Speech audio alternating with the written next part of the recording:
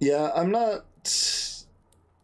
never been very enthusiastic about knobs either for difficulty. It is,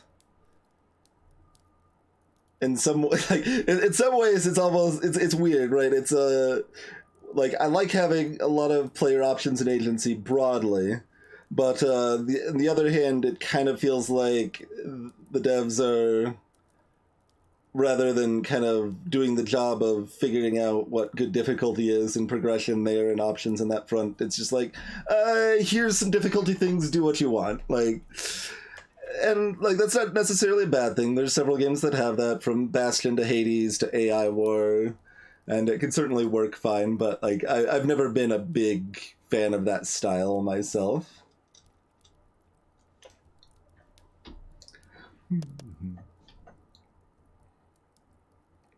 Yeah. Knobs just lead to nuclear war, if you've seen enough movies, probably. I don't know. Usually buttons rather than knobs, I suppose.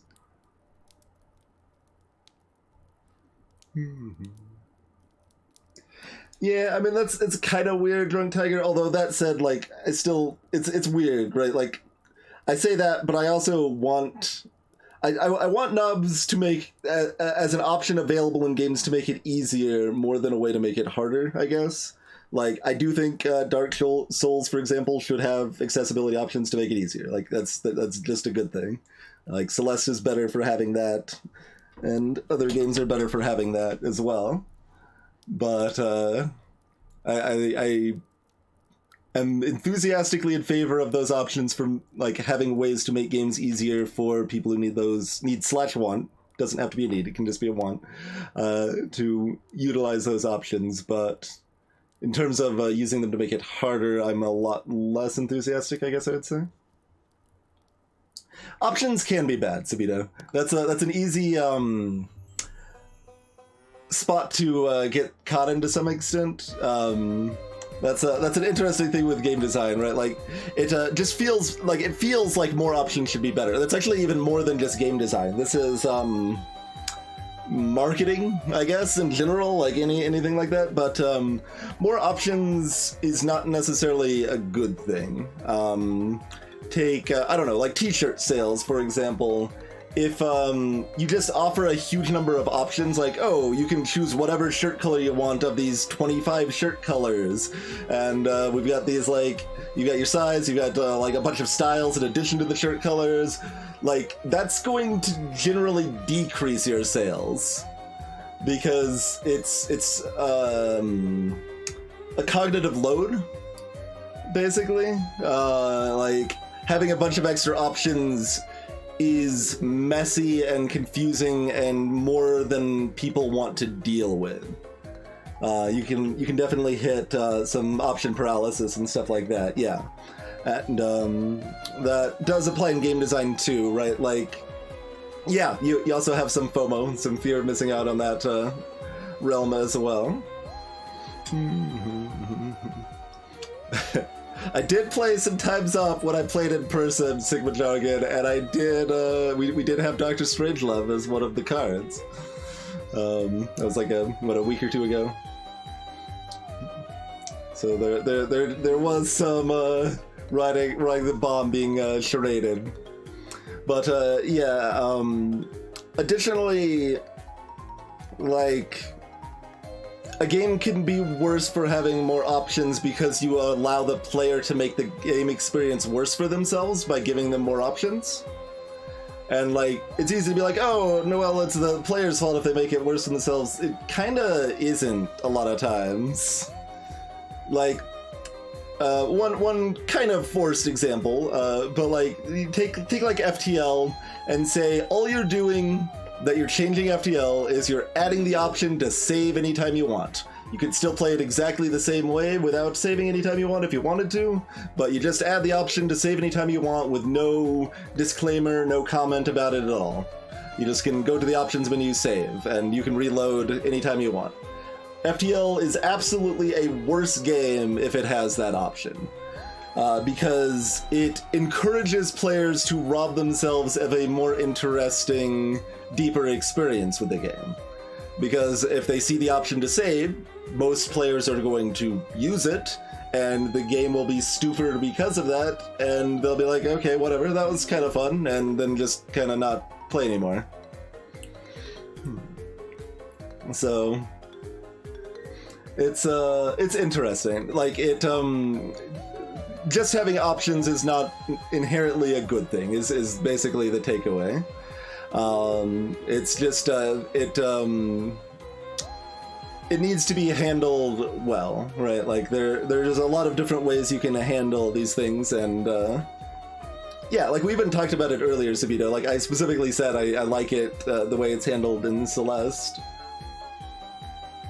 And I would be perfectly happy to see something like Dark Souls to have those sort of options that are in Celeste, like ways to slow the game down and stuff would be great. Hey, Tiffany.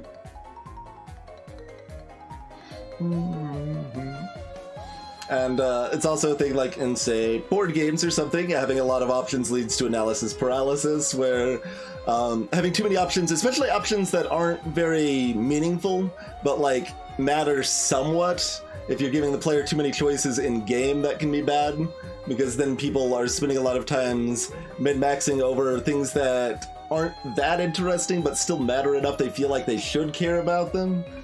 I think Trials of Fire had some of that. Well, more of the problem with Trials of Fire is that you needed to plan out your entire turn because you couldn't, like, try stuff and undo it. That was a problem with that game, but... Yeah, that's kind of an oddity, ZZT. Although it's that's been somewhat interesting. Like, the top players are winning Ascension 20 Inspire like 65% of the time now, which is pretty damn impressive. Like, that's still a lower win rate possibility than I want for my roguelike experiences, but that makes it a lot more reasonable in my mind than like the 25-30% it was when Ascension 20 first came out.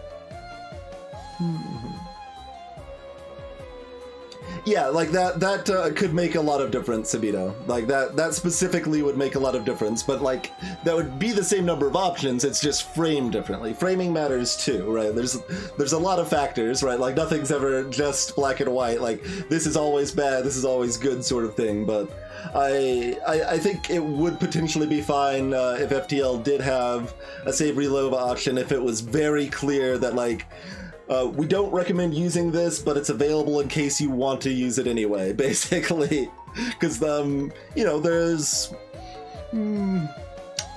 it's that's hard to say if that's better. It gets complicated at that point. Like, I don't know how many people would make the experience worse for themselves because of that. It would be better for some portion of players. But...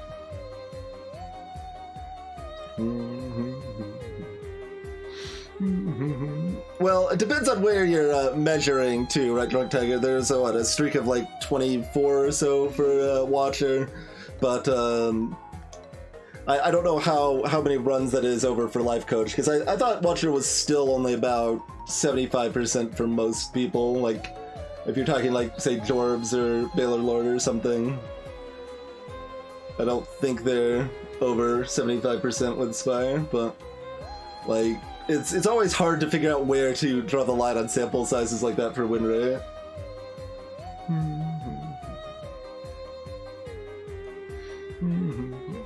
Yeah, that is definitely a thing, Hypersphere. It can be useful for that, it can be useful for people that just don't enjoy the permadeath experience very much. But it will, even if it's framed in a way to... I mean, if you hide it, if you hide it and frame it, then it's pretty good. But if it's just like on the menu directly, right? Like you can like save and load directly from like the main options menu when you hit escape or whatever. I think that's probably a net loss. I don't know. That's really hard to tell. That goes deep into just like predicting player psychology in a way that is really hard to say, but. Yeah, like, I mean, obviously, I've thought about some stuff in these realms a couple times. It's an interesting subject. There's a lot of things that are, like, kind of subtly more complicated than you would expect them to be in a lot of ways, right? Oh, I did actually want to check the settings to see if there was any way to speed up animations and stuff in there. Alright, I'm gonna relaunch the game just to check that out of curiosity. Oh yeah, no, that is definitely the case, EZT, and that's very much on the developers to make sure that the option that is the least fun isn't the most powerful option, right? There's definitely some of that in Darkest Dungeon, not like a debilitating amount of it, but some of that for sure. Like, Darkest Dungeon heavily encouraged, like, the safe play, basically, right? It encouraged very safe play because losing a character is incredibly tedious. Like, you can always grind out and spend more time to level up people, so it never, like, ruins your run, but it takes a lot of time. But Darkest Dungeon has a lot of problems with grinding in general, so... That is me clicking to join their Discord and see if they have any roadmap or others plans on that front for Fuzz Force there.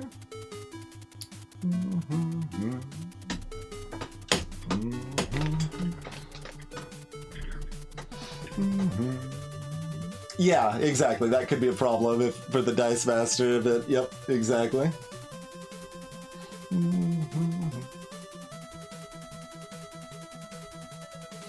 Yeah, it certainly like gradually becomes more complicated as it's like a so-so option, but could look like the best option. It's, I mean, mostly you want to avoid having like super grindy, unfun gameplay in general, but if it is present, try to make it not very good.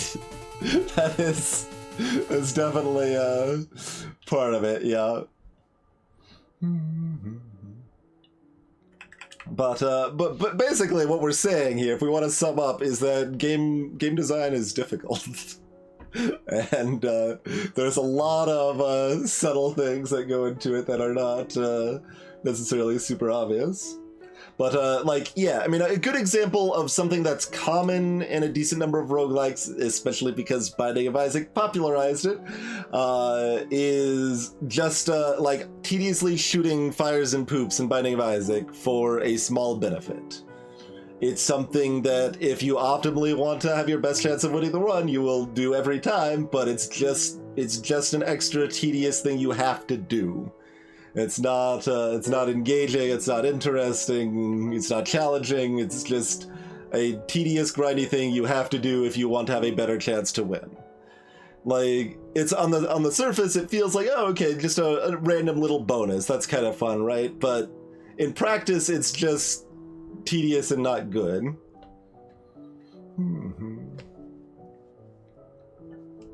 Yeah, indeed, Instant, yeah.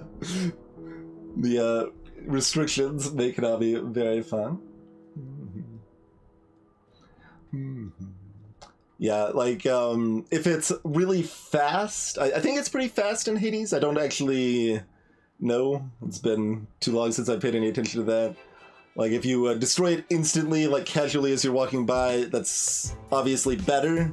It's still not something I'm generally a fan of, but that's less bad than shoot a tear, shoot a tear, shoot a tear, pop. Okay, now I gotta do that again, and again, and again, pop. Okay, there's the second poop. Do it again, again. Okay, there's the third poop. Like, that's, it's not good.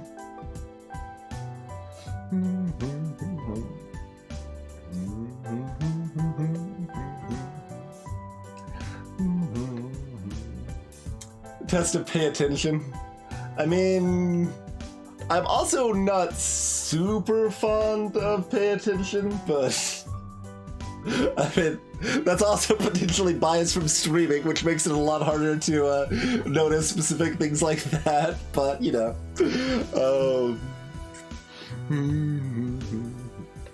Yeah, like I'm not like very fond of like the marked rocks in Isaac either, for that matter, like, because it's still often in practice kind of tedious. Like, if you want to be optimal. You do have to play slower to pay attention enough to make sure you don't miss things like that.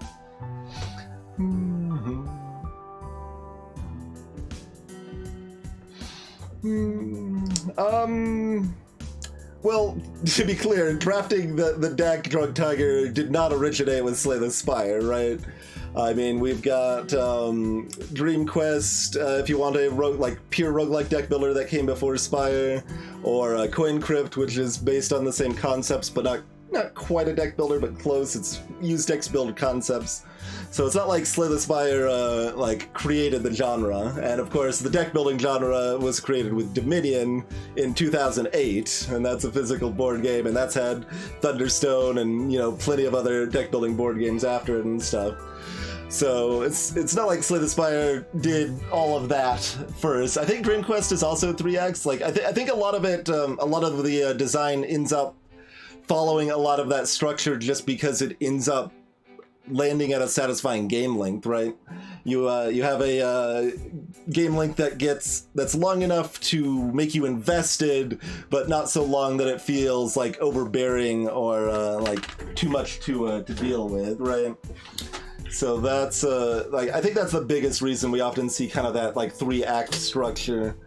Isaac has more acts than that. Depending on how you want to define it, I guess it's like what, either 10 or 5 acts? Is that right? I don't know. I haven't caught up with the like recent expansions or any of that stuff, so I might be very wrong about that at this point. But yeah, I think that's really kind of the biggest reason that a lot of that lands in that realm. And like the boss each act likewise is not necessarily like Spire driven. I mean, again, Dream Quest had it before Spire, same sort of design there. But that has the advantage of kind of having the more interesting difficulty curve, as well as like kind of a progression spike. That's like, okay, like maybe if you're new at the game and just learning, it's like, okay, I finally beat the first boss. That can be like kind of an accomplishment, achievement, and you make it further, you beat the second boss, and like it kind of gives you a gauge of how far along in the run you've gone, and things along those lines. So I don't think it's really like a lack of creativity. There's certainly other ways you can go about it. There's a lot of interesting design choices one could make that could differ wildly from Slay the Spire and Monster Train and stuff like that, but I think it works well while like still giving enough room to make your own experience, right? Like Vault of the Void, Monster Train, Slay the Spire are all pretty different experiences, right? Like they draw on a lot of the same structure, but they still provide very different experiences, so sticking with some of those tropes is reasonable. And I think the further you go from those tropes, another downside to being more original there is that you have the aspect of game literacy. And like, for example, at this point, I mean, millions of people have played Slay the Spire, so if you have things that are intuitive to someone that's familiar with Slay the Spire, your game is instantly more intuitive and makes more sense to them because of it, right? And like that's not something to disregard. Like that is a real advantage and an aspect of design that does matter. Like you can do cool things by being more original potentially, and you can do something even more groundbreaking, but you're probably more likely to make something that kind of doesn't quite work and is a bit of a flop, and yeah, like there's some amount of safety, one could say, with sticking with good tropes that like still allow enough flexibility in design to do something original while having a good baseline framework that gives a good game length, has a good base concept that players are familiar with, things like that. So I guess to sum up, I definitely think there is room to be more original, but I don't think it's like a bad thing that a lot of games are using that same structure that Slay the Spire may have kind of popularized, but definitely did not originate.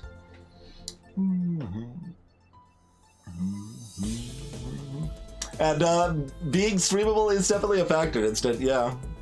Like, I mean, that is part of the success of a lot of roguelikes or Super Mario Maker or things like that, or your battle royales, your competitive multiplayer games like, say, Rocket League or Hearthstone. Like, I do think all of those benefit from their streamability, where like every game is kind of different, so that gives a lot of reason that people can keep streaming it and people want to keep watching it. So like those help those games a lot, and like that keeps more people streaming it, so more people see it, so more people eventually want to play it broadly. But as for what those aspects are, as Dalek's asking, it gets a bit complicated, but certainly like things that keep changing a lot. So, you know, I mean, things that are constantly different, which is either like some sort of procedural generation, user content, or competitive multiplayer. I think those are the main ways to create that. So that covers, you know, roguelikes, Mario Maker, and say League of Legends or Hearthstone or whatever. You can also, of course, add a bunch of additional content over time, and that can tie into any of the other aspects or be its own aspect. Like, for example, I mean, the update to Celeste, like, I mean, I'm sure a lot of people like came back to the game and streamed more after the like reflection update and stuff like that. I think that's a kind of weaker aspect, but it more commonly ties into like competitive multiplayer and stuff, of course. But I mean, it certainly ties into a lot of the roguelikes too. A lot of times when they get a big update, a lot of streamers go back and revisit them when they haven't played them in a while and stuff like that. But the easier the game is to understand with minimal interaction of the game, the better it is to stream. Like, it's pretty easy to kind of follow Spelunky and like kind of understand that when you suddenly get like flung across the map, bounce across this thing, get eaten by a piranha plant after you fall way down here, like you can kind of tell pretty intuitively that's at least kind of ridiculous and like a crazy death, even if you've never played the game, right? Like, so that's pretty easy to parse. But if you have like a bunch of small text on screen that's important, and like a bunch of complicated concepts that aren't used in very many other games, like, yeah, like what we were talking about earlier as far as game literacy and stuff, that applies to viewing games as well to some extent, right?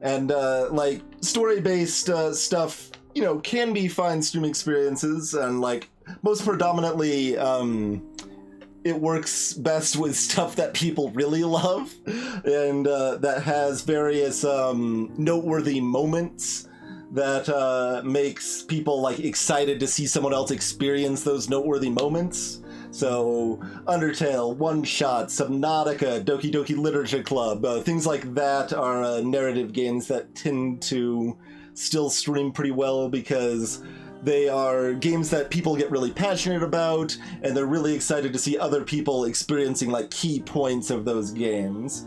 But the biggest downside to streaming a narrative-based experience is that streaming is a fairly ephemeral medium in a lot of ways.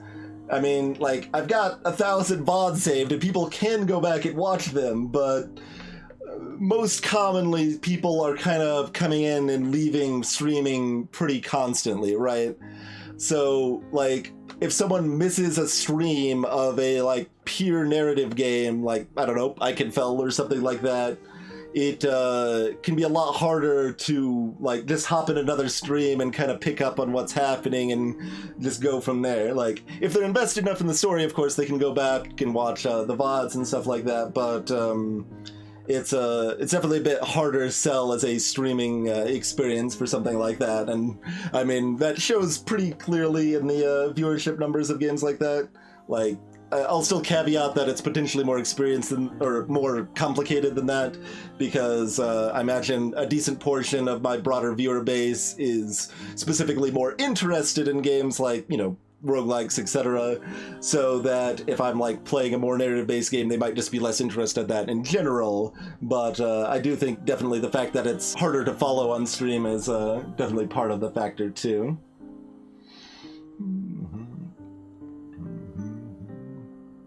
And yeah, that's potentially a factor too, how easy it is to stop the gameplay and interact with chat. That's important for a lot of smaller streams, not very important for most very large streams, and highly variable everywhere in between. Right? There's definitely some, like, on the smaller side of medium streams that, you know, just still don't prioritize chat interaction very much and just focus on the game and stuff like that, and that's fine too. It's just, it's not really the type of stream communities that I've created or been involved with, or a lot of you folks are involved with, I would say, most of the time, but there's definitely some of them out there, and they can work quite well too, but...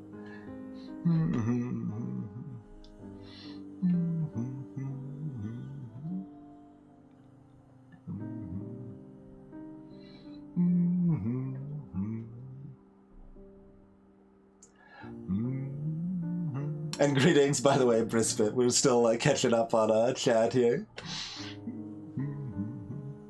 Only here for games like Where's Cat. Also, miscellaneous sponsored games, Tiffany. You're here for those as well. Which we'll probably be doing stream after next, actually.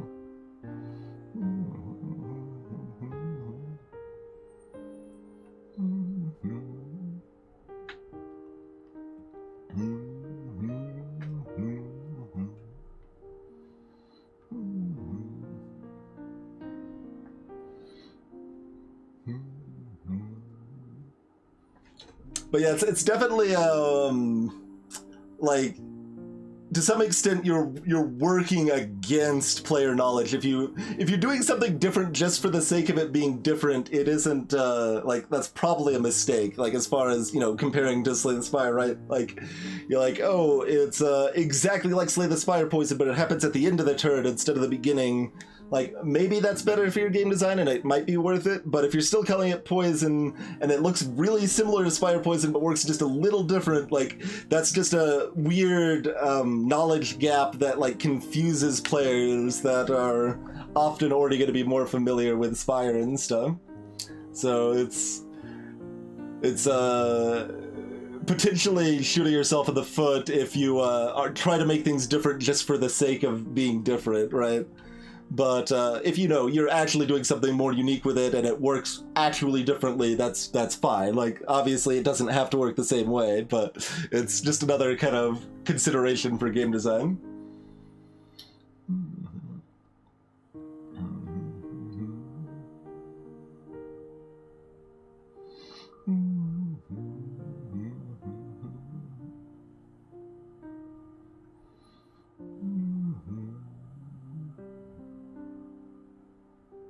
But yeah, time between games, I mean, like, a lot of roguelikes tend to have, like, a lot of room-based stuff. Like, that's true of Isaac, that's true of Hades.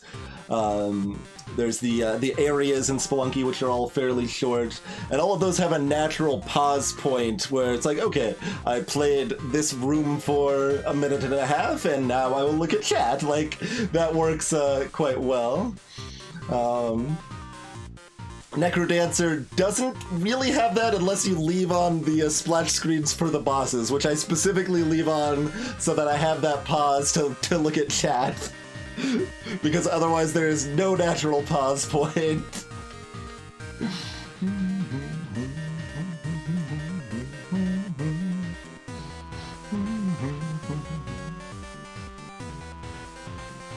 Yeah, like, there's some consideration to porting more of my VODs to YouTube's. Like, I mean, I don't know, like I could put it on a different channel, but then I have to deal with another channel. If I put it on the main channel, it's like worse content because it's not edited.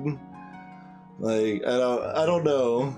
We've got like a massive archive of VODs of playthroughs of games on Twitch here, like just huge amount of games we've played over 8 years here, but like it would be better on YouTube, but that's also a lot of work, and like I don't know that very many people would actually care in practice. Like it's not like my even like nicely edited stuff for YouTube has generally been that popular either, right? Like we've got nicely edited down playthroughs of One Shot and Undertale and Doki Doki Literature Club on our YouTube channel, which I mean we spent a lot of time editing them, and it's definitely a better viewing experience for it. But in terms of like I don't know how much people actually end up watching those for how much time is put in, it's not very good return on my part. But I mean I still do like having the nice versions of the content available when I can, but it's a lot of work.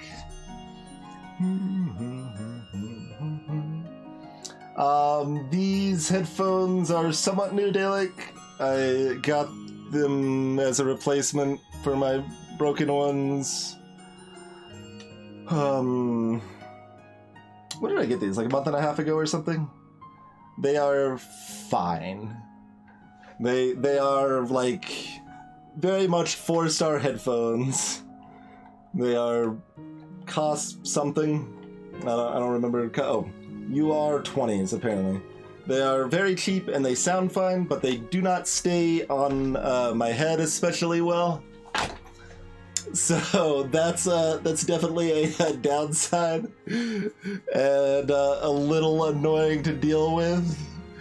But I ended up just like grabbing because I knew they would sound fine, and they were like $18 or something. So I'm like, all right, whatever. I need new headphones, and I'm not very enthusiastic about buying a $70 pair of headphones because like the sound quality difference is gonna be almost irrelevant to me.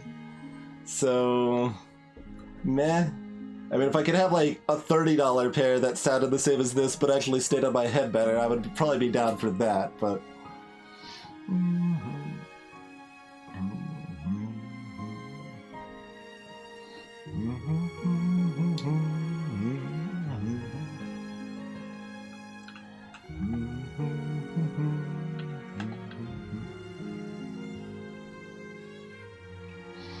And yeah, I mean, certainly polish matters. Like, I mean, that's a big part of what I keep saying as far as the greatness of Slay the Spire and Factorio, right? Like, their quality of life and polish is just so good! It's so good! I want every game to be like Slay the Spire and Factorio, as far as giving me the information and having a bunch of cool features that make the game easier to play. Like, that's so nice. It's so nice. And speaking of games that are pretty good for streaming, like obviously it varies like on people's preferences, but Factorio works pretty well on stream because of that same reason I was talking about earlier, right? Where a lot of times people are kind of coming in, coming out, and like, okay, I'm focused on watching the stream intensely for like half an hour, but now I'm gonna go eat, I'm gonna go watch the show, come back.